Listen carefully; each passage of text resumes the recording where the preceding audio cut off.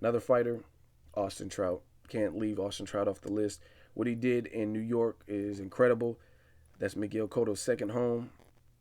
Huge, huge Puerto Rican fan base, and he was able to go and dominate for the most part. Miguel Cotto didn't look good that fight. He took Miguel Cotto's best weapons. He forced him to fight his fight, and he came out with a victory.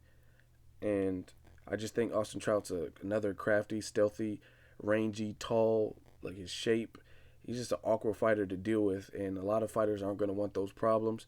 And he finds a way to win. Another undefeated fighter, Austin Trout, can't leave him off the list. And I'm anxious, and I really, really hope that they make for the May 4th Austin Trout versus Canelo as the undercard to Mayweather versus Guerrero. I think that would be a good look and make Canelo prove himself and make, you know what I mean, before he gets a Mayweather fight instead of fighting a bunch of like blown up welterweights or out of prime fighters and then automatically getting the biggest payday of your life. So that's my opinion. Nonito Donaire, you got to put the Filipino Flash on the list. He had an incredible 2011, or excuse me, 2012. Um, he's ready to fight. He's the fighter that he's. I think he just has something to prove. He said he used to get bullied as a kid. Everyone said he was too weak. He was too small to do this and that.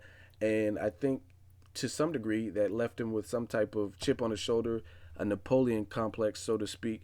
And he's out to prove some stuff. He's the type that'll engage and get hit in order to land his shots. He he's fast. His countering ability is on point. I really, really hope the Regendow and Nonito Donaire fight actually does take place. I think that'll be a great look for boxing. It's definitely something the boxing community has been begging for quite some time.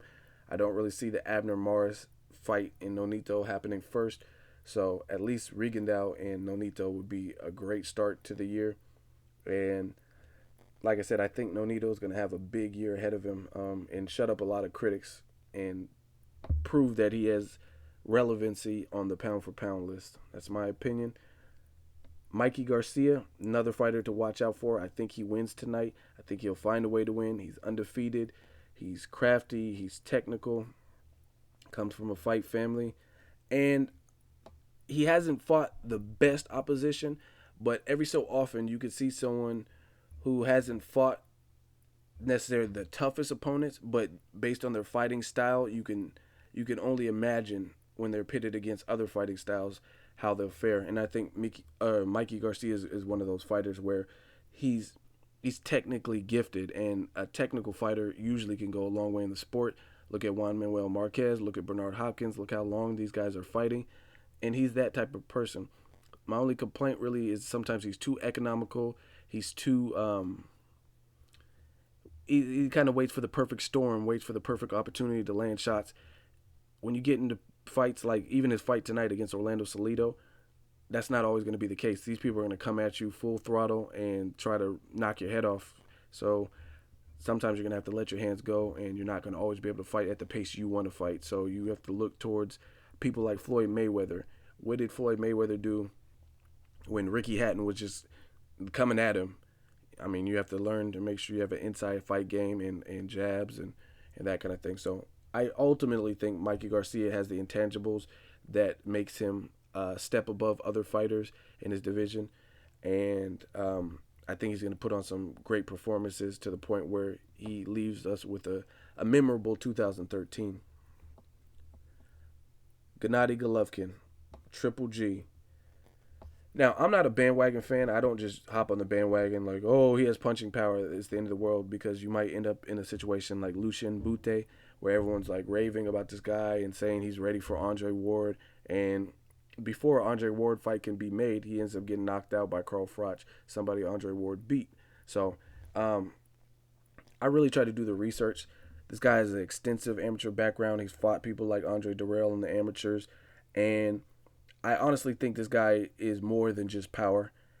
It looks like he's willing to put himself into the top middleweight category based on his work ethic.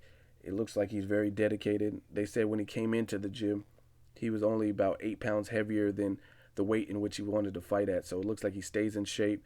He can do a variety of weight divisions. I think he said he can go from 154 to 168. Um, so that means you have a lot of control over your body, and you monitor your training, and you have to be dedicated. Some people like Miguel Cotto, he's nefarious for not liking to do cardio. Like, it's just a long like rumor that Miguel Cotto doesn't like doing cardio, so he was forced to move up. But it looks like fighters like Gennady Golovkin, as long as they train and they're willing to train, they could do more than one weight class because they're young enough to do it, and they can monitor their body and their progress, and make sure they can meet the weight, because he made the weight no problem, that kind of thing. So Gennady Golovkin, I think he's more than just the power. He attacks the body, and I think he's really trying to make a permanent home on HBO, become an HBO resident by having fight after fight, and really trying to get his name big in the U.S. He's from Kazakhstan, and I think this guy really does have talent beyond punching power. So aside from hitting like a freight train, anytime you have that, um, that's all automatically a threat.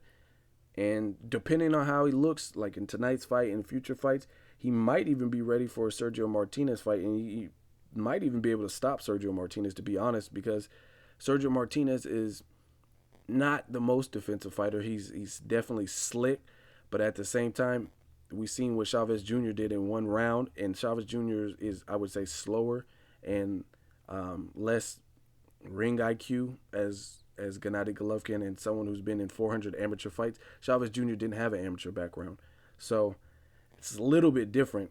And we all know, like, I don't know, I just think this Gennady Golovkin could stop Sergio Martinez depending on how the fight fared. So let me know what you guys think. This is basically the list. There's a couple of people, but I don't want to make this video too long, so there's a couple other people that I thought, but that's the bulk of them. Make sure you guys subscribe, comment, or hate. Let me know who would you add to the list. I really try to stay to people who aren't huge names in the sport, and people I think they'll have a good year and possibly catapult their career to potential pay-per-view paydays in the future, and becoming regulars on HBO or Showtime. So let me know what you think. Again, subscribe, comment, or hate. Until next videos, Ego signing off.